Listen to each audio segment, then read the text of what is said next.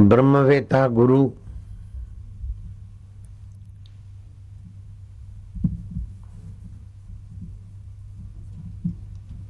वास्तव में गुरु तत्व से संपन्न होते हैं।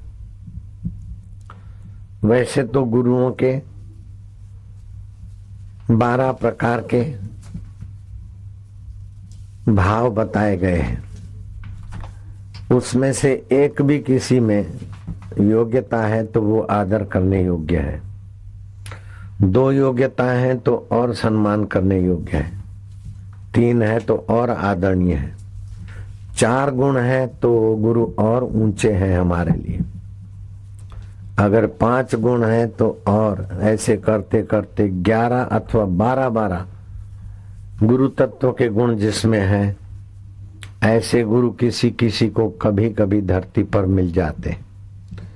ऐसे 12 के 12 सद्गुण भगवान वशिष्ठ में थे। राम जी सौभाग्यशाली रहे और भी महापुरुषों में रहे। मेरे गुरुदेव के तो मैंने ये दिव्य गुण देखे, मुझे महसूस होता था कि गुरु जी की कृपा बरसी। उनको देखकर रोमांचित हो जाना, आनंदित हो जाना, आह्लादित हो जाना और गुरु के निकट जाते ही अपने मन की शंकाओं का समाधान हो जाना। उनकी दृष्टि से, उनके आचरण से, उनके व्यवहार से, उनके संकेत से अथवा स्वप्न में गुरु जी के संकेतों से जो जो लाभ मिले, तो मुझे लगा कि मेरे गुरुदेव में ये 12 ही संप्रेक्षण शक्तियों का सामर्थ्य था।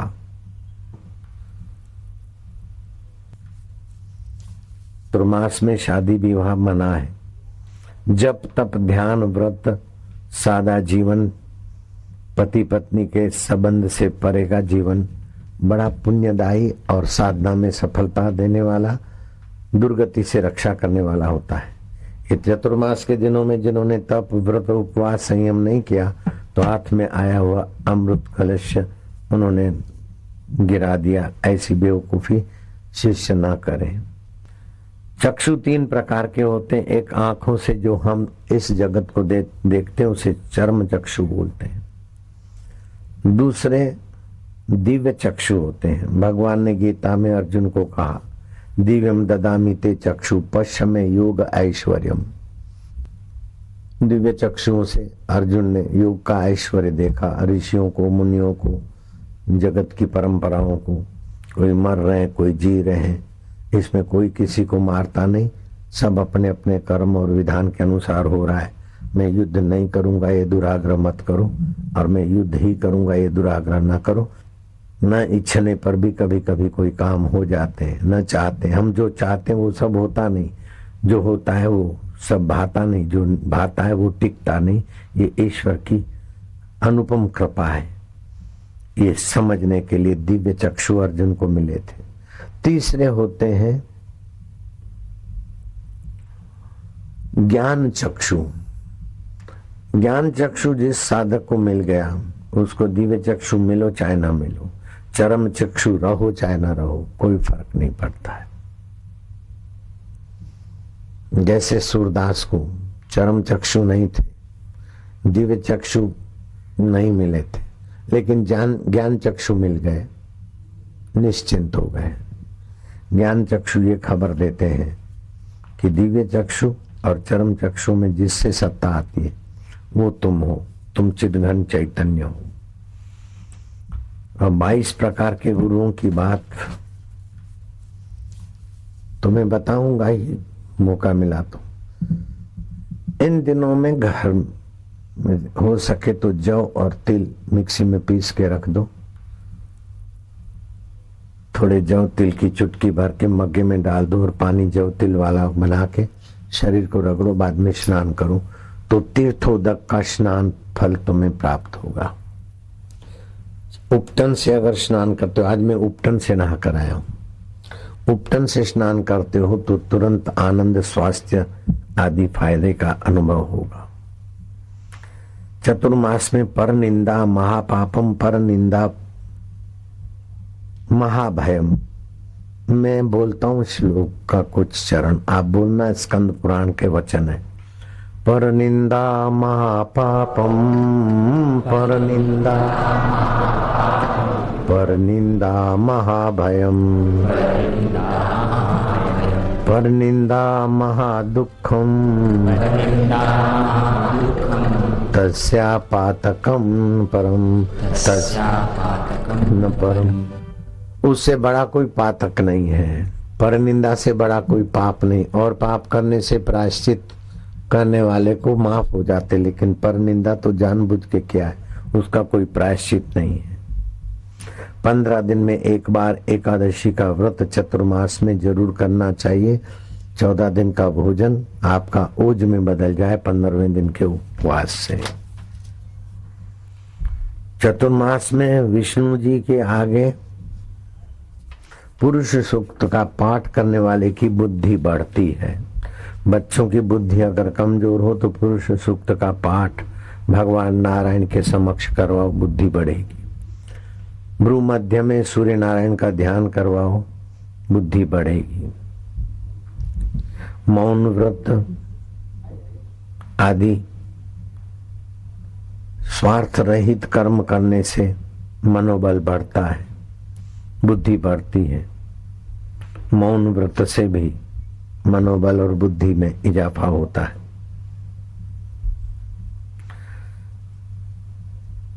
व्यास जी भगवान कहते हैं कि दान, दया और धर्म ये 3 उत्तम कर्म है, उत्तम धर्म है। असत्य भाषण का त्याग, क्रोध का त्याग और चतुर्मास में शहद का, पति पत्नी के मैथुन आदि का त्याग जीव को उत्तम फल, उत्तम गति देने में सक्षम है। अश्वमेध यज्ञ करने का फल होता है। आंवला मिश्रित जल स्नान महापुण्य प्रदान करता है।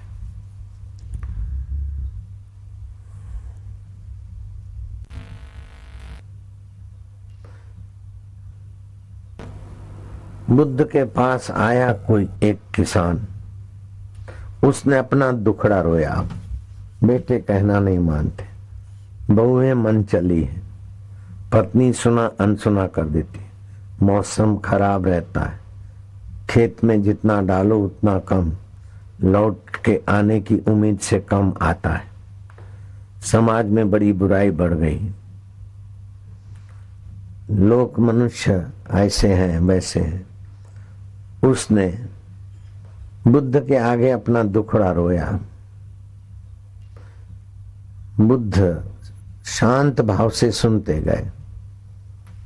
आखिर उस किसान ने कहा कि भंते, मेरी इतनी मुसीबतें आपने सुनी, दुख सुने, मैं दूर दूर से आया हूं और आपकी प्रशंसा सुन के आया हूं कि तुम ऐसे अनमोल वचन कहते हो कि दुखी आदमी का दुख मिट जाए, तो आप मुझे मदद कीजिए। बुद्ध ने हाथ जोड़ दिए कि मैं आपको मदद नहीं कर पाऊंगा,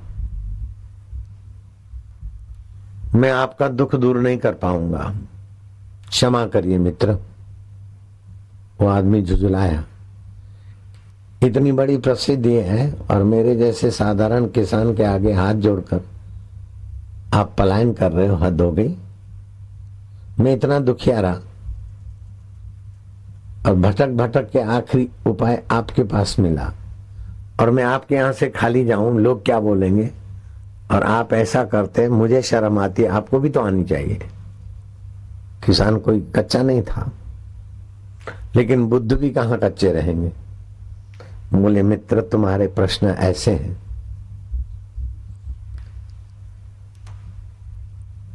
कि मैं तुम्हारे दुख दूर नहीं कर पाऊंगा। 83 तुम्हारे प्रश्न है, एक 84वां भी लगा दूं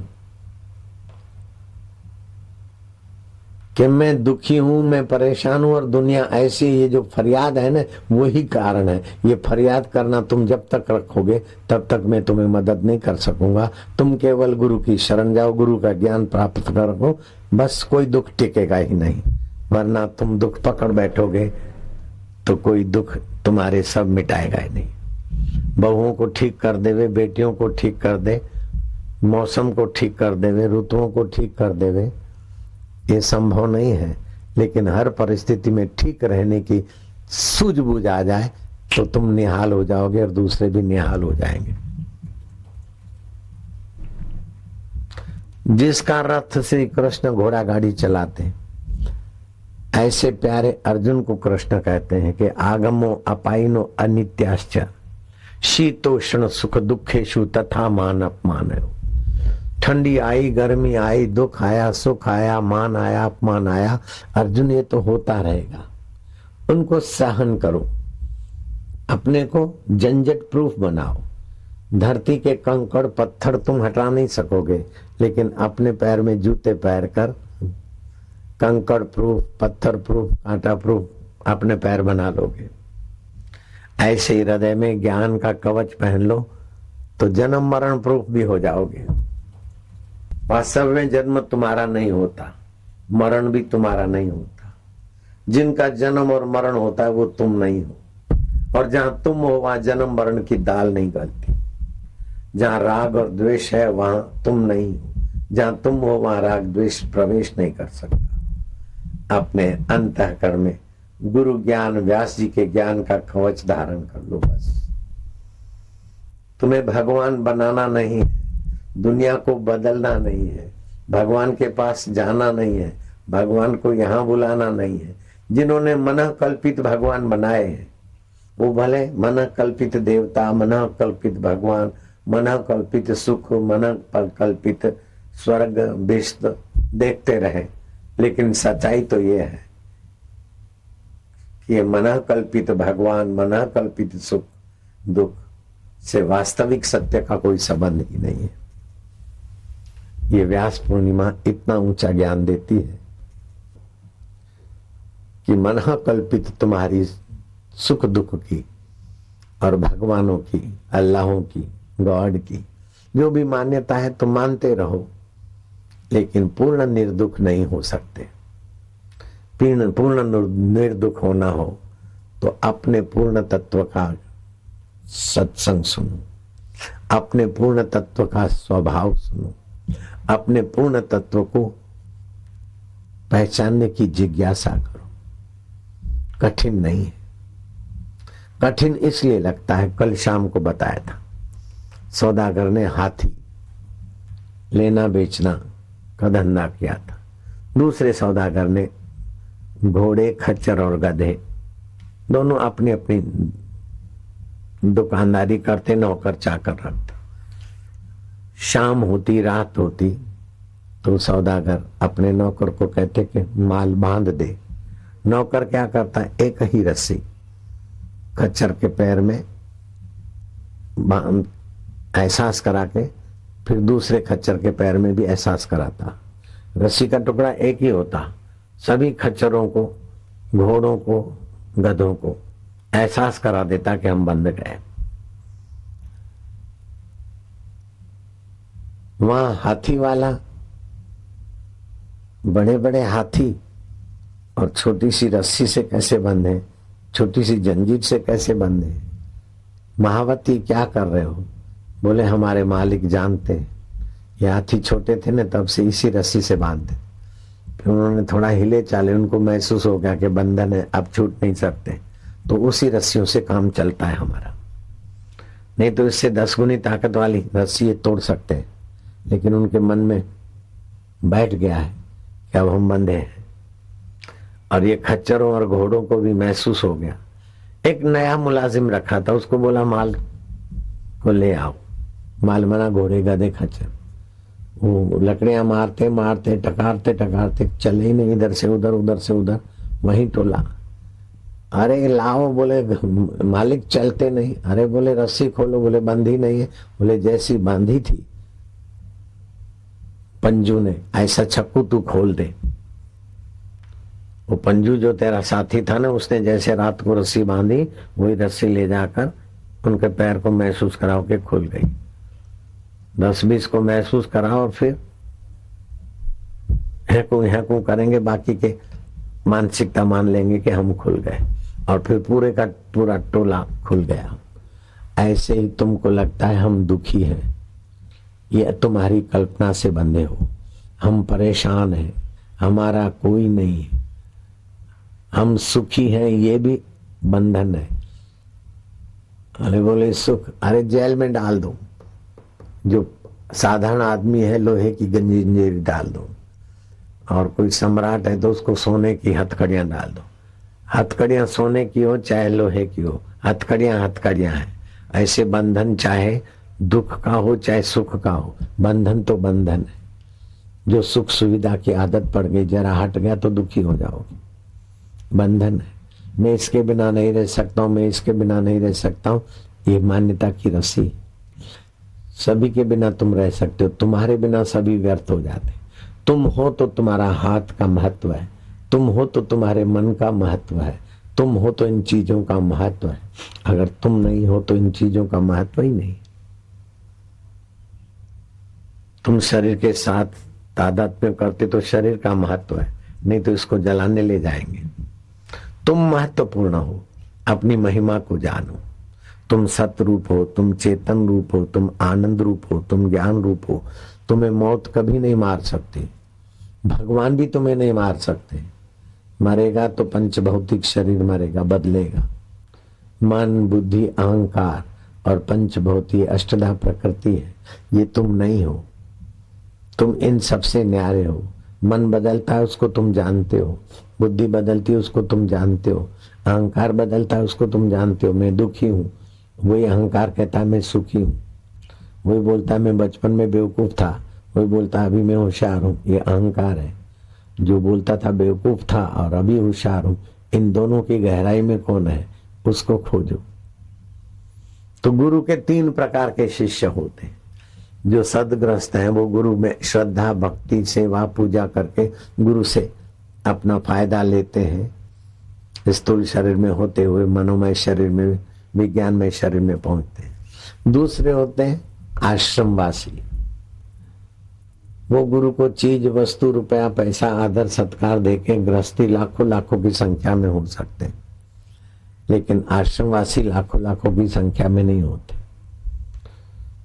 वो गुरु को सद्भाव देते हैं और अपने काम धंधे में लगते हैं, और गुरु की सीख के द्वारा काम धंधे की चोटों पर पैर रखते हुए खुशहाल जीवन जीने में थोड़े बहुत चलते हैं और थोड़ी बहुत समस्याओं से जूझते रहते हैं। आश्रमवासी गुरु समस्याएं इतनी उनको नहीं आती, लेकिन वो अपना तन और अपने कार्य क्षमता गुरु के दैवी कार्य में लगाकर वो उन्नत होते रहते हैं। और उसमें भी कोई कोई अंतेवासी हो जाता है कि गुरु के सिद्धांत में तो आश्रमवासी लगे हैं, गुरु के दैवी कार्य में तो आश्रमवासी लगे हैं, लेकिन वो जो गुरु देना चाहते हैं उसको पाने की तत्परता वाला कोई विरला विरला गुरु की छाया बन जाता है। गुरु के स्वभाव को सिद्धांत को आत्मसात कर लेता है। जैसे गोरखनाथ शिष्यों के बीच कभी कभी ऐसी लीला करते, त्रिशूल गाड़ दिया, वट के ऊंची डाल पर चढ़कर बराबर जंप मारोगे त्रिशूल पे आओगे। है कोई, एक दूसरे का मुंह देखने लगे।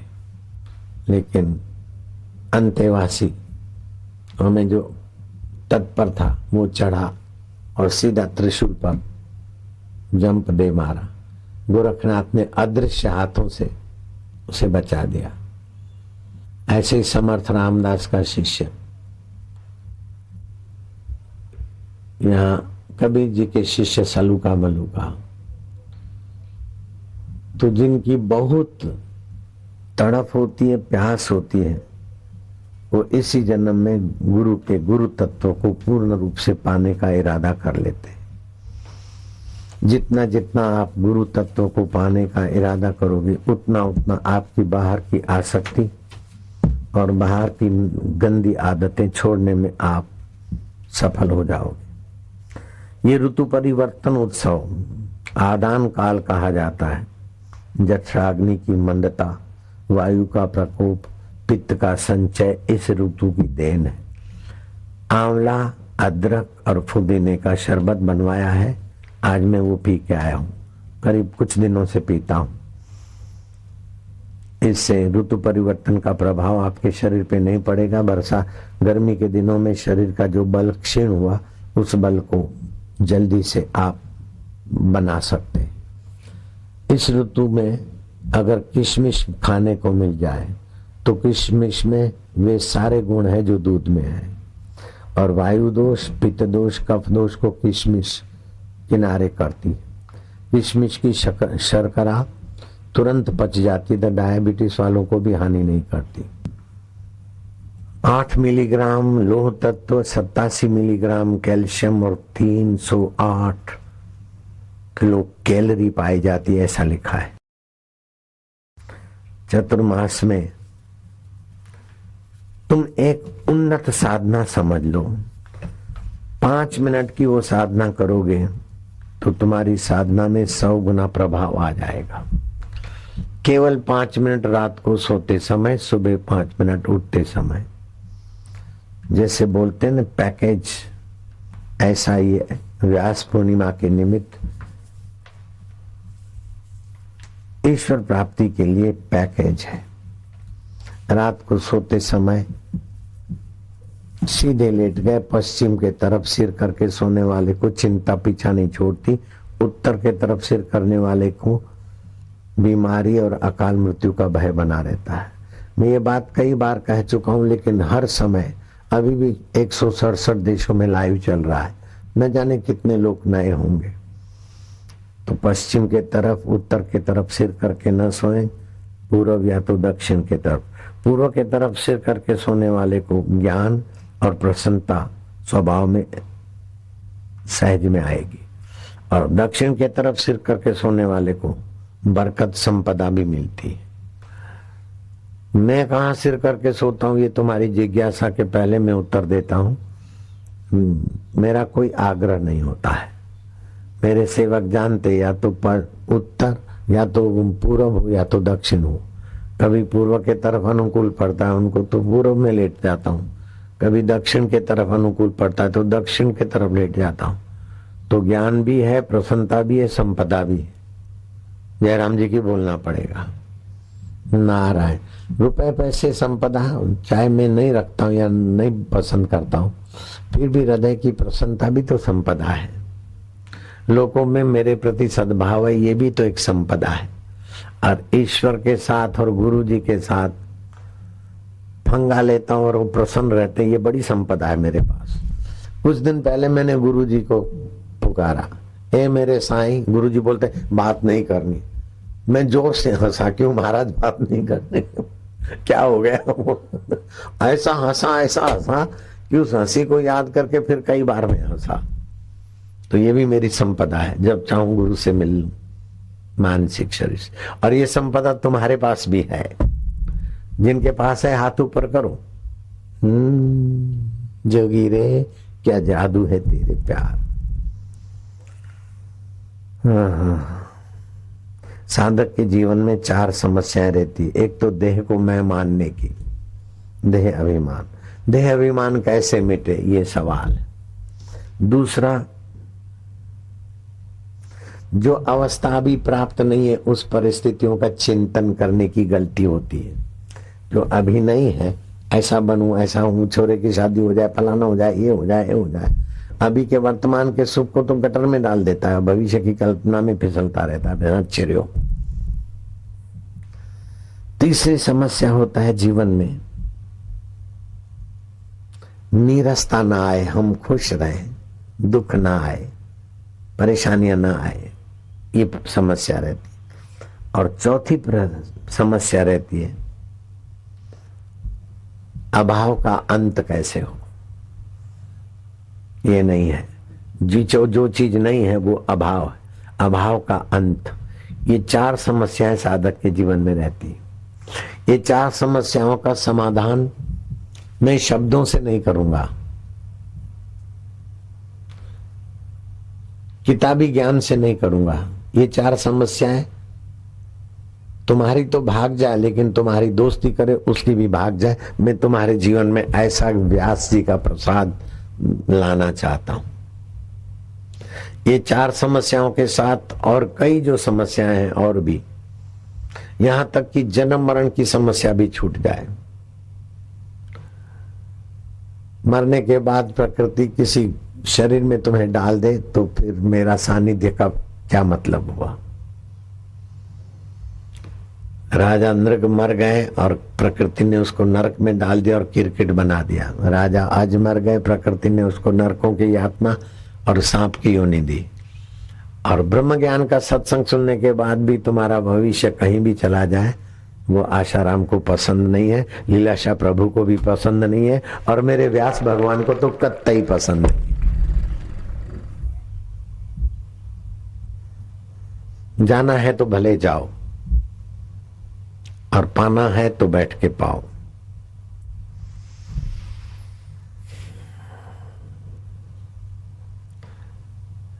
आप सत्य का आदर करें, सत्य का आग्रह रखें तो सत्य स्वरूप में प्रीति बढ़ेगी।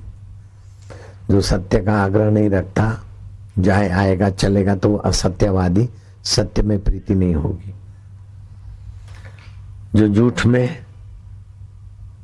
रमता है उसको सत्य की जिज्ञासा नहीं होगी, ईश्वर मधुर प्रेम में जिज्ञासा नहीं होगी। तो आपके जीवन में सत्य का महत्व, क्षमा का महत्व, सरलता का महत्व, ध्यान का महत्व, क्रूरता न करने का महत्व, हिंसा न करने का महत्व, सेवा पूजा त्याग का महत्व, इंद्रियों का संयम का महत्व और प्रसन्न रहने का महत्व, मधुर भाषण का महत्व, अब सबके प्रति कोमलता का महत्व, ये 10 यम के लक्षण है। यम माना सद्गुणों को अपने स्वभाव में लाना। दूसरे लक्षण है 10 नियम के, व्यास जी के। शौच माना साफ सुथरा रहना, स्नान, तप, कठिनाई सहकर भी धर्म पर चलना, सतमार्ग पे चलना। सुबह क्या आए हो, ये तुम्हारी भारी तपस्या है। तप, दान, मौन, यज्ञ, स्वाध्याय, शास्त्र पढ़ना, व्रत, उपवास और काम विकार की इंद्रियों पर थोड़ा निगुरे लोगों की अपेक्षा संयम, ये 10 नियम है। तो यम के 10 लक्षण, नियम के 10 लक्षण, ये तुम्हारे में लाओ, ऐसा मैं नहीं कहता हूं। होने चाहिए ऐसा मैं नहीं कहता हूं। आराम से आ जाएंगे ऐसा सुनाऊंगा। तुम ईश्वर को पालो ये मैं नहीं कहता हूं। तुम्हारी समाधि लग जाए ये मैं नहीं कहता हूं। तुम समाधि लगाओ ये नहीं कहता हूं। समाधि लग जाएगी। ईश्वर को पालोगे, पाओगे नहीं, तुम पाओ, मेहनत करोगे, ईश्वर मिल जाएंगे। दृष्टा भाव में टिको, मेहनत पड़ेगी, दृष्टा भाव में टिक जाएंगे। आप कुछ भी करते तो उसमें आप रहते हैं और परिश्रम रहता है, और जो स्वाभाविक होता है उसमें आप नहीं रहते, परिश्रम नहीं रहता है। जैसे आंखों की पलकें ऊपर नीचे करो तो आप रहोगे, थक जाओगे। श्वास अपने तरफ से लोगे तो आप रहोगे, थक जाओगे। श्वास स्वाभाविक चलता है 24 घंटे, आप नहीं थकते। रक्त का संचार 24 घंटे चलता है, वहां आप नहीं होते, व्यवस्था है, होती रहती। ऐसा तुम्हारे जीवन में ईश्वर प्राप्ति की ऐसी कुंजी मार दूं कि ईश्वर प्राप्ति भी व्यवस्था की नहीं, अपने आप हो जाए। मैं क्या करता था, गुरुजी को मन ही मन नहलाता था। बाल्टी भर के ले जाऊं तो गुरुजी डांटे, पागल हुआ है, इतने लोग फिर ऐसे ही करेंगे। तो मैं मन ही मन गुरुजी को नहलाता था। व्यास गुरु पूर्णम को मन ही मन पहुंचना, मन ही मन कपड़े पहना था। षोडशो उपचार से पूजा करने से जो आनंद और पुण्य होता है, उससे भी मानसिक पूजा और आनंद देती। फिर गुरु जी को मैं तिलक करता और मोगरे के फूलों की 2-2 माला पहना था। पैसा तो देना नहीं पड़ता था, मन से पहनाता तो एक माला से क्यों गुजारा करूं, 2-2 माला पहना था।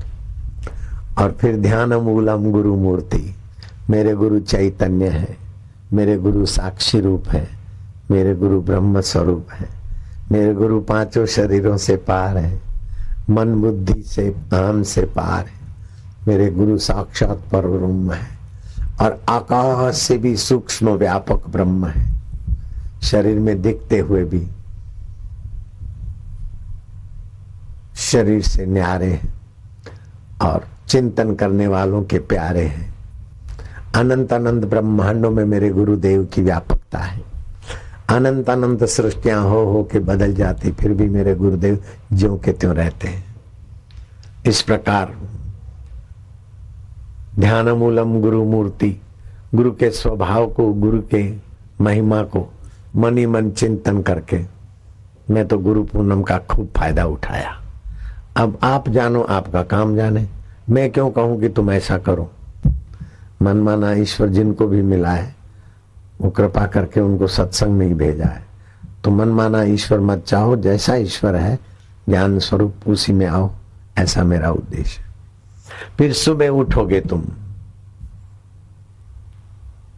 तो शांति से मन में आया, बुद्धि में आया, अहम में आया और पंच भौतिक शरीर में आया। काम काज करते करते बीच में अपने आप में जाया करूंगा, ऐसा निर्णय करके आप सुबह शुरू करो। नहाए धोए आप पूजा के रूम में अथवा जहां भी आसन बिछा दिया, गरम आसन अथवा प्लास्टिक का कुछ हो, कुशा का हो, जिससे आपको अर्थिंग न मिले। आप ध्यान भजन करते हो, जब करते हो तो एक प्रकार की आध्यात्मिक ओरा बिजली बनती है। पृथ्वी में वो बिजली चली जाती है तो साधक बेचारा ठन ठन पाल रहता है, थोड़ा कुछ लाभ रहता है। इसलिए आसन ऐसा हो कि विद्युत का कुचालक, अनकंडक्ट, इलेक्ट्रिसिटी का। आप क्या करोगे, प्राणायाम जो कुछ करना है उसके बाद ये करोगे, दोनों नथुनों से सांस लो, लो लो लो और लो, थोड़ा और थोड़ा। इससे फेफड़ों के बंद छिद्र खुलेंगे। रोके रखो और मन में जप करो, ओम ओम प्रभु जी ओम, प्यारे जी ओम, मेरे जी ओम, आनंद दाता ओम, माधुर्य दाता ओम। 1 मिनट, 1.5 सवा मिनट श्वास रोक कर जप करते जाओ। ये आज की भारी तपस्या है आपकी। आपको भूख लगी होगी, प्यास लगी होगी, थकान लगी होगी, लेकिन मेरी और थोड़ी लालच है कि आज के दिन और थोड़ी कमाई हो जाए। केवल उपदेश नहीं, तुमको प्रैक्टिकल कर प्रयोग करा दूं ताकि घर में तुम्हारी ये साधना, ये जो पैकेज है तुम्हारा घर में काम आ जाए। अब मेरे साथ मिलकर करो।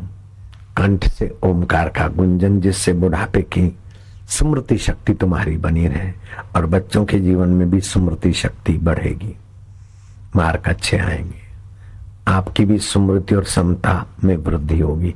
करीब 1.25 मिनट होने को है, मेरे साथ मिलकर करो।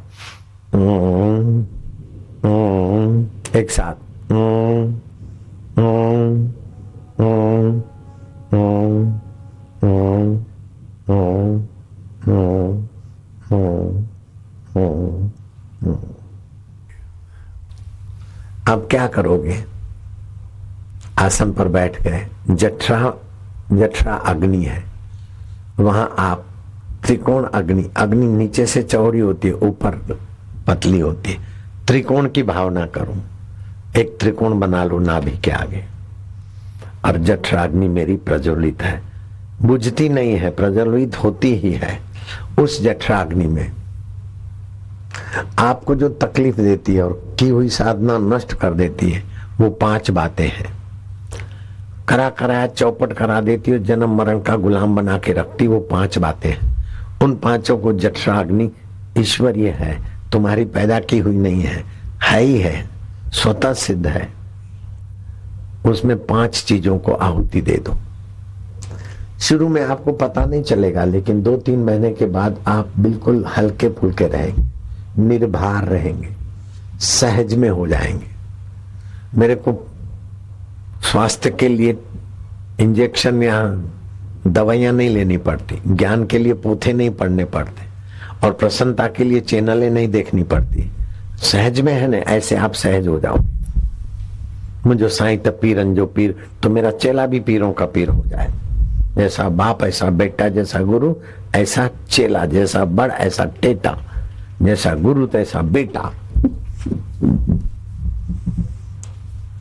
जठराग्नि त्रिकोणाकार है। अब ये मंत्र पढ़ना है। अविद्या, अविद्या माना जो अविद्यमान शरीर और संसार है उसमें सद्बुद्धि कराने की जो बेवकूफी है उसको बोलते अविद्या।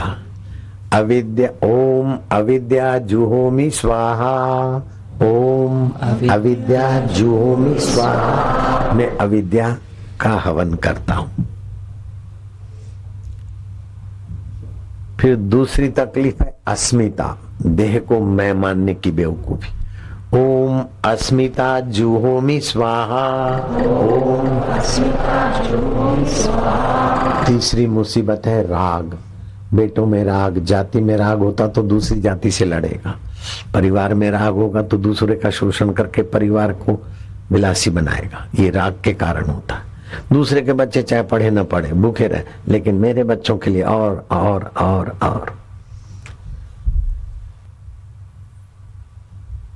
तो ये राग बहुत नुकसान करता है।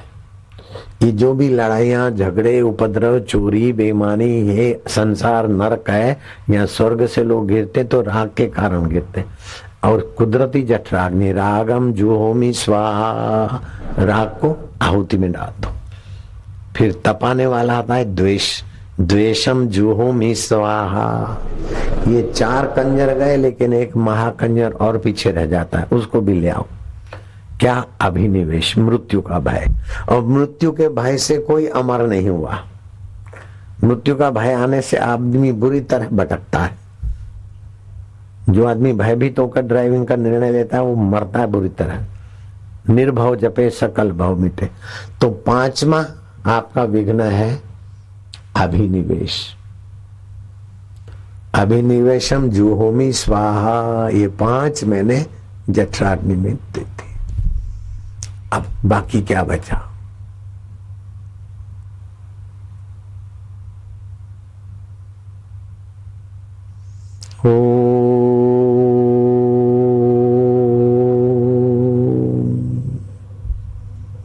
जितनी देर उच्चारण किया उतनी देर चुप हो गए, बाकी कुछ बचेगा ही नहीं। ईश्वर आपके बीच विघ्न डालने वाला कुछ बचेगा ही नहीं।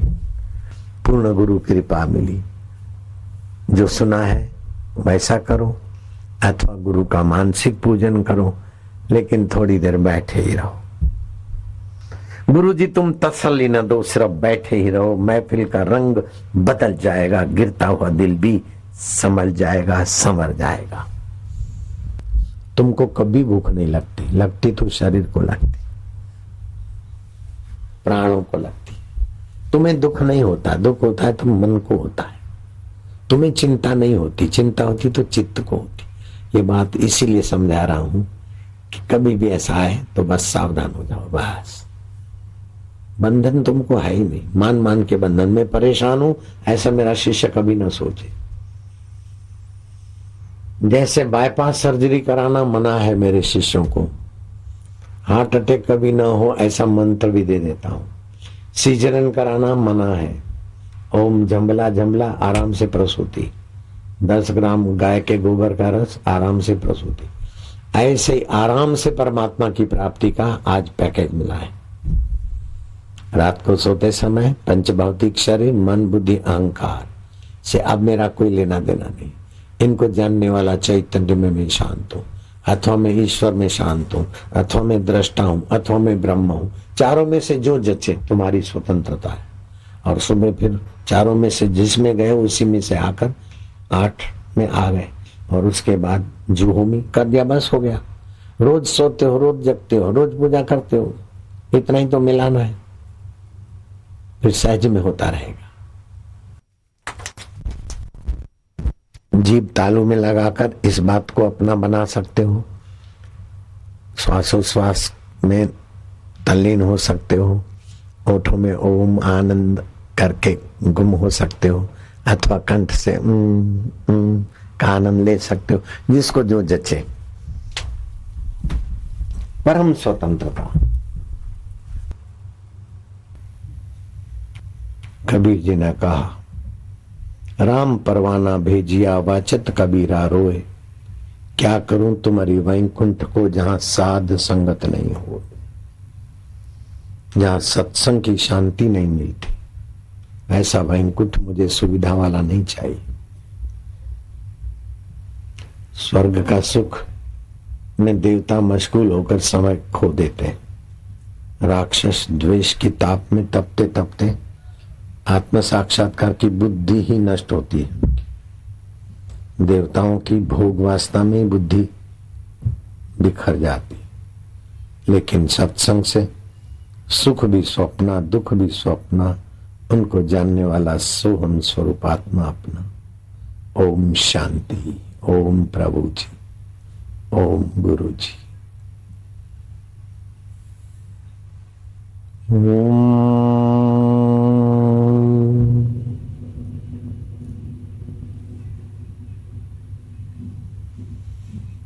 गहरी शांति, मधुर शांति,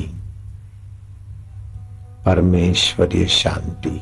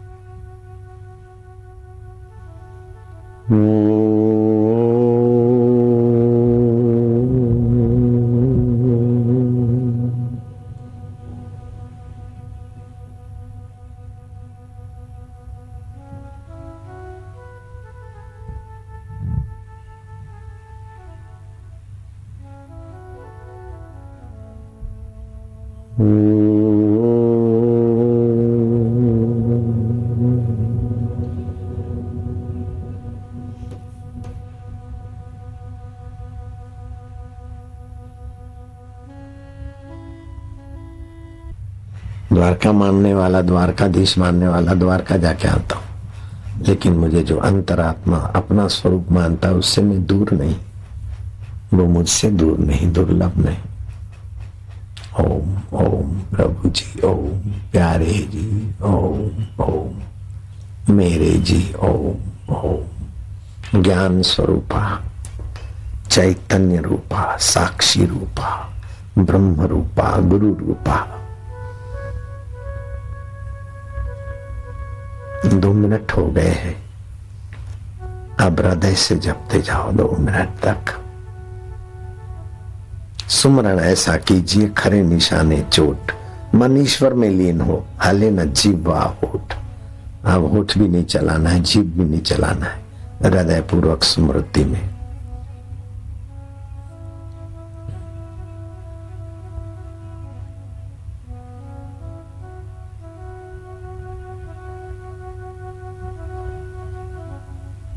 बाहर का कब तक देखोगे, कब तक सुनोगे?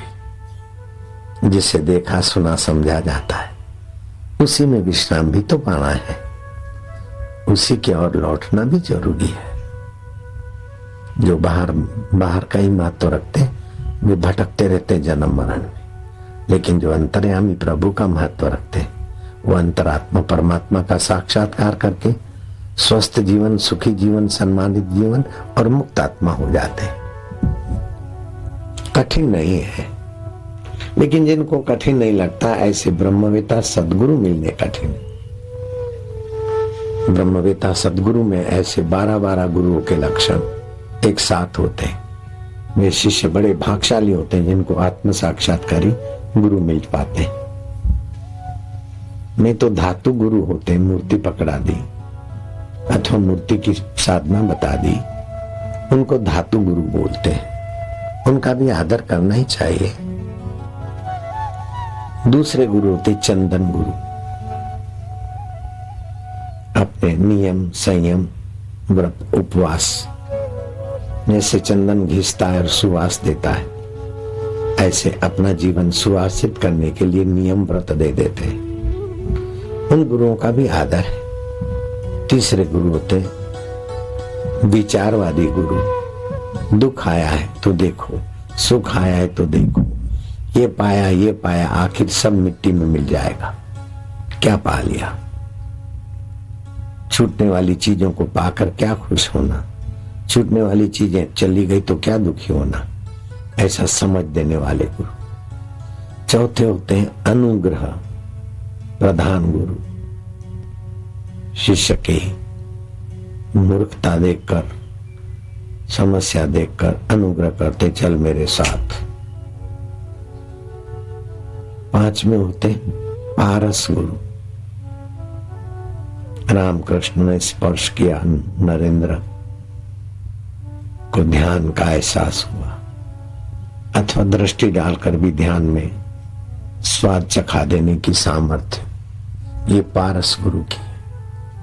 छठे होते कुर्म गुरु। अपनी दृष्टि से ही शिष्य चाहे कितना दूर हो, शिष्य ने पुकारा है और गुरु ने संकल्प करके। कभी कभी तो गुरु तो क्या, गुरु के शिष्य में भी कुर्म सामर्थ्य आ जाता है। जैसे कछुआ अपने दृष्टि से बच्चों का पोषण करता है, ऐसे पुकारने वाले शिष्य की समस्याओं को हटाकर उनका पोषण करने की शक्ति वाले गुरुओं को कुर्म गुरु कहा जाता है। साथ में होते चंद्र गुरु। जैसे चंद्र को देखकर चंद्रमणि द्रवित होती, ऐसे गुरुओं को देखकर हमारा चित्त द्रवित हो जाए, आह्लादित हो जाए, आनंदित हो जाए। आठ में होते हैं दर्पण गुरु, जिनके समक्ष अथवा जिनके चित्र के आगे हमें अपने गुण दोष दिखाई देने लगे। हम अच्छा काम करके गए तो गुरु जी का वही चित्र प्रसन्न दिखेगा। हम कोई घात की काम करके गए तो गुरु जी मानो नालत दे रहे हैं, ऐसा सामर्थ्य होता है, उनको दर्पण गुरु बोलते हैं। 9 में होते छाया निधि गुरु। जैसे छाया निधि पक्षी कि जिस पर छाया पड़ती वो व्यक्ति राजा हो जाता, ऐसे ही जो भी गुरु की दृष्टि में आ गया वो मन का राजा हो जाएगा, पहले जैसा मूढ़ अज्ञानी नहीं रहेगा। 10वां होता है नाद निधि। जैसे नाद निधि मणि, पारस मणि को तो छुओगे तो तुम सोना नहीं बनोगे, लक्कड़ सोना नहीं बनेगा, केवल लोहा सोना बनेगा। लेकिन नाद निधि मणि थी, उसको कुछ भी छुआ दो सोना बन जाए। ये 10वें गुरु का सामर्थ्य है। दादू दीन दयाल में के शिष्य गरीबदास में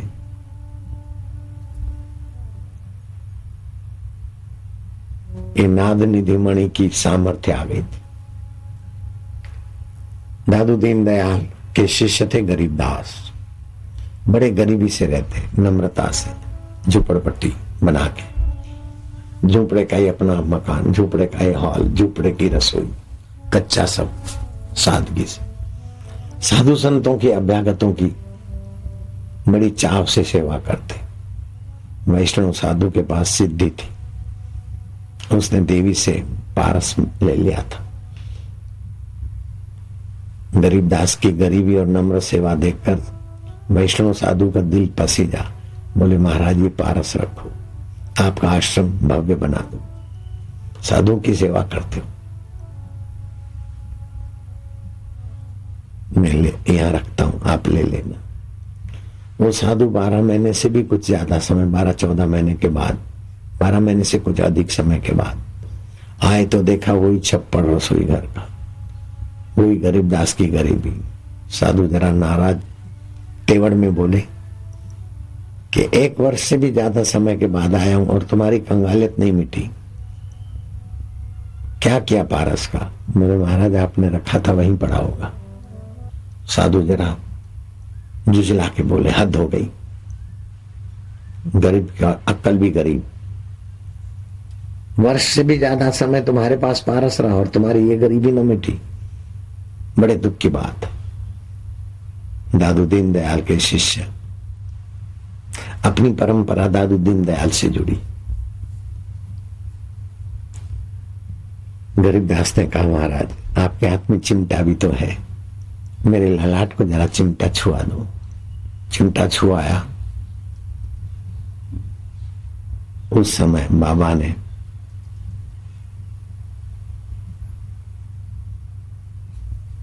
संकल्प चला दिया, चिमटा सोने का हो गया। वैष्णव साधु झुक गए चरणों में। पारस तो खाली लोहे को सोना करता है, लेकिन वो निधि जिस किसी को सोना कर दे। आप निधियों की निधि हो, नाद निधि मणि भी आपके आगे महत्व नहीं रखते। ऐसे ही नामदेव गोदावरी में कूदे और कई पारस ले आके परिसा भागवत को धर दिए। परिसा भागवत चरणों में पड़ गया कि मैंने नाहक आपको कोसा, मेरा पारस आपने फेंक दिया, आपके संकल्प से कई पारस बन गए। कैसी शक्तियां है मनुष्य के आत्मा में। 10वें प्रकार के गुरु ऐसे सामर्थ्यवान भी होते। 11वें गुरु होते क्रौंच गुरु। जैसे क्रौंच अपनी छाया से अपने प्रभाव से पोषित कर देता है, ऐसे अपनी छाया अपने प्रभाव से शिष्य का हृदय संतुष्ट पोषित हो जाता है। बाहर में होते हैं सूर्यकांत मणिपथ। जैसे सूर्यकांत मणि जहां भी होती वहां अग्नि प्रकट होती, ऐसे गुरु जहां भी होते वहां आध्यात्मिकता प्रकट हो जाती। यहां शराब की भट्टियां लगती थी, पुलिस आती तो उनकी भी पिटाई होती थी, और पुलिस वाले भाग के आश्रम की शरण आते, पीटने वाले बाहर रह जाते कि बाबा के आश्रम में हम ये नहीं कर सकते, इनको बाहर निकालो। बापू बापू नहीं बाबा बोलते थे।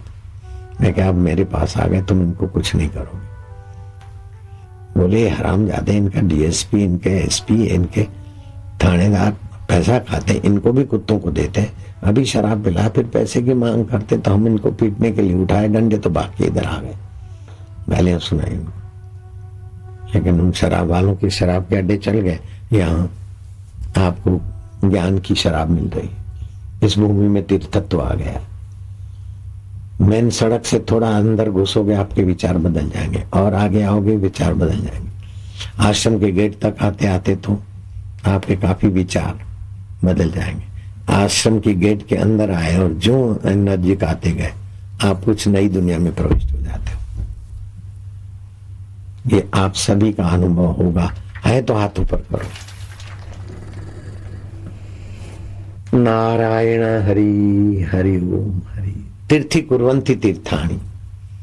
ऐसे महापुरुष जिनमें 12 की 12 योग्यताएं होती, वो जहां रहते वो भूमि तीर्थ हो जाती, चाहे शराबियों का अड्डा रहा हो। नारायण नारायण। आज से 39 साल पहले मेरे गुरुदेव पाटन से महसाणा के तरफ जाने वाली ट्रेन में बैठे थे, मैं भी चरणों में था। पाटन का प्रसिद्ध डॉक्टर सोप सिंह चश्मा वाला उस समय हयात था, मतलब अभी नहीं है। टाइम्स ऑफ इंडिया पढ़ा। अमेरिका ने चंद्रलोक तक की यात्रा की और व्यवस्था कर दी, 1 साल के अंदर होटल बनेगी, richest person can stay there. Bapuji साल भर के बाद अमीर लोग चंद्रलोक में रहेंगे। मेरे गुरुदेव ने आधी मिनट भी नहीं लगाई, हंसे खूब, बोले रख दे, नहीं होटल नहीं बना पाएंगे, नहीं होगी। उसको 39 साल हो गए, अभी तक होटल नहीं हुआ अमेरिका का। ये उनकी दिव्य दृष्टियां होती महापुरुषों की। अरबों अरबों खरबों खरबों रुपए लगाए, विफल होके चुप होके बैठे। अभी नहीं आता कि हम साल भर में, अब 39 साल हो गए, अगले साल हम होटल बना लेंगे, ऐसा ओबामा नहीं बोल सकता। लीलाशाह जी ने जो सत्य था वो बोल दिया, अब ओबामा के बस की नहीं है। और उनके पहले जो बुश आए उनके भी बस की नहीं थी, इनके बाद भी आएंगे तो उनके बस की नहीं रहेगी। कैसी आध्यात्मिकता है।